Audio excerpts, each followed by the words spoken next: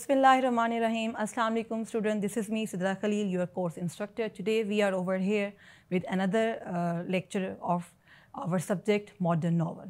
So this is our fourth week lecture, and in previous lectures we have discussed in detail Heart of Darkness, the novel by Joseph Conrad. As you know very well that we have discussed different characters of this novel, we have read the summary, we have done different textual lines and some of the themes already we have discussed. And in previous lecture we have already studied the autobiographical elements of this novel. So in our today's lecture I am over here with the themes of this novel, and today we are going to discuss two different themes of this novel. That the very first we are discussing theme of futility, and number two we are discussing hollowness of civilization in Conrad's novel Heart of Darkness. So the novella Heart of Darkness heavily features the themes of futility and hollowness, primarily through the depiction of European colonialism and its impact on both the colonizers and colonized. Actually, European civilization is presented as superficial and hypocritical. The very image that is in front of us, it is actually masking a dark, corrupt core with the facade of progress and morality. This hollowness is further emphasized by the seemingly pointless actions and labor practices observed in the African wilderness, as we have discussed about the different native Africans of this novel while reading the summary. All these things highlighting the futility of the European enterprise. Here is a more detailed breakdown of this theme is there. First of all, we are going to discuss futility of colonialism.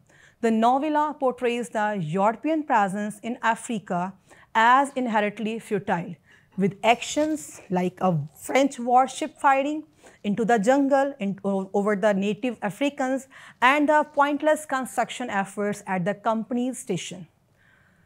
There are a lot of other scenes are also there in this novel, but these scenes actually illustrate the absurdity and lack of purpose behind the colonial mission, suggesting that the Europeans are engaged in activities with no real benefit for anyone. So now I am giving you the overview of another theme, that is hollowness of European civilization. Actually, this is actually the common notion about the European civilization. They are over here to make us civilized. The sepulchral city, a hollow town, Marlowe refers to represent the European civilization, which despite its grandeur is depicted as morally corrupt and hollow. The characters like general manager. So over here I am asking question from you that how many characters are there that we have discussed, what are the main characters of this novel. So the Marlowe is the main character, next is the Kurtz, the general manager. There are a lot of other characters are there, but we are discussing over here first of all while discussing the hollowness of civilization, of European civilization, the character of general manager and Kurtz. These two characters embody this hollowness. Their actions revealing a lack of genuine morality and a descent into barbarity when confronted with the solitude of African wilderness. So Kurtz, as the embodiment of European civilization, actually it is portraying the embodiment of hollowness. Kurtz initially presented as a brilliant and idealistic figure. He is superb in his skill. He is a superb ivory trader and ultimately becomes the most potent symbol of the hollowness.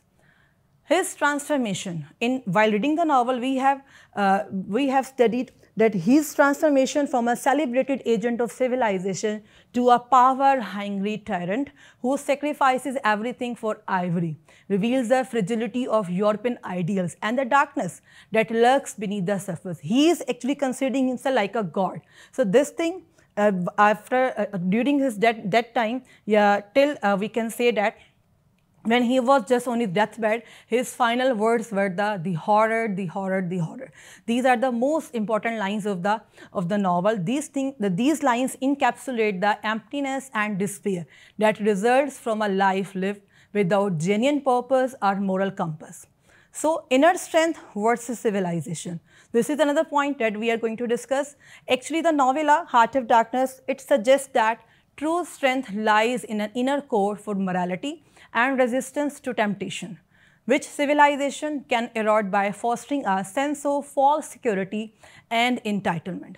So Marlowe's journey over the Congo River, over this over this European company, it serves as a cautionary tale about the dangers of unchecked power and the potential for even the most civilized individuals to succumb to their basest instincts when removed from the constraints of societal expectations. So theme of fertility of this novel, while discussing, there are a lot of images are there. So several images throughout the Heart of Darkness, they suggest the fertility of European presence in Africa. The first such image was there when Marlowe witnesses of the West African coast, where a French warship fires, as I already discussed with you, when French warship fires pointlessly at an invisible enemy.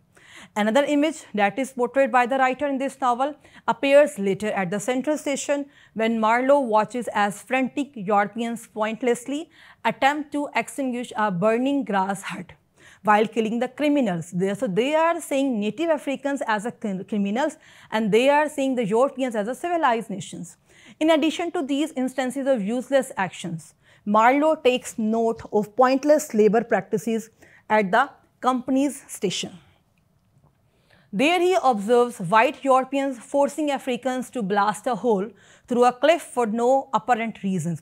Actually, they are ruling on them, so they are treating them like they are their oppressors. He also nearly falls into a random hole in the ground that slave laborers dug. Marlowe speculates that the hole has no purpose other than to occupy the slaves. It might have been connected with the philanthropic desire of giving the criminals.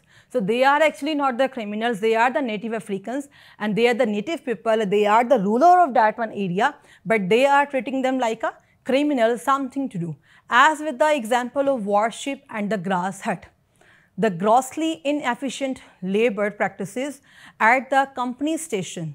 So all these things suggesting, all these things portraying the pointlessness of the European mission in Africa. So this thing also showing us the futility of European civilization. So now the hollowness of civilization is there. So throughout his journey, we are discussing about the Marlowe's journey. Marlowe meets an array of people characterized by their hollow emptiness, reflecting the way imperialism robbed Europeans of moral decay, moral substance. For example, another example is there. So Marlowe refers to the chatty brickmaker he meets at the central station as papier-mâché Mephistopheles, who has nothing inside but a little loose dirt maybe. So this is another example, another line from the text that is portraying the hollowness of civilization. So despite having a lot to say, the brickmaker's words lack any real meaning or value, like a nut without the kernel inside, an image the narrator describes at the beginning of the novel, The Heart of Darkness. So brickmaker's speech is all form and no content, revealing his obvious idleness.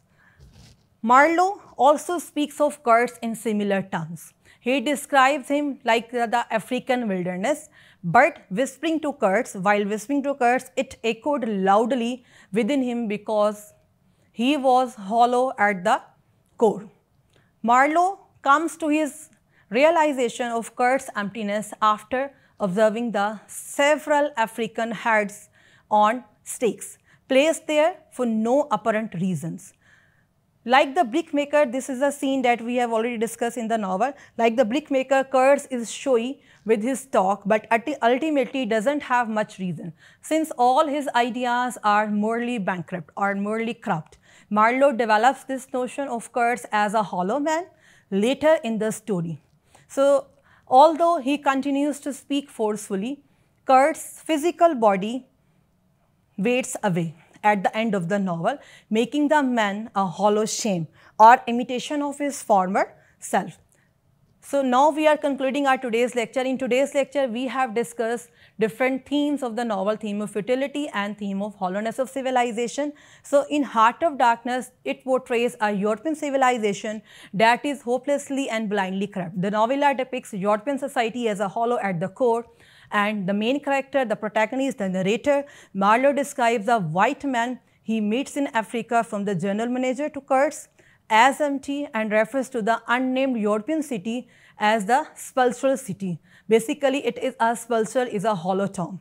So throughout the novella, Marlowe also argues that what Europeans called civilization. So this is a question that what they are seeing, how they are defining the civilization. It is actually a superficial, a mask created by the fear of the law and public shame that hides a dark heart, just as a beautiful white sepulchre hides a decaying dead inside. So this is all about our today's lecture. In today's lecture, we have discussed the theme of fertility and colonization, of hollowness of civilization, and Marlowe in The Heart of Darkness argue that in the African jungle, utter solitude without a policeman, the civilized man is plunged into a world without superficial ideas, without superficial restrictions, and the mad desire for power. It is actually unchecked power. Desire for unchecked power is there, that is depicted with the character of Kurtz.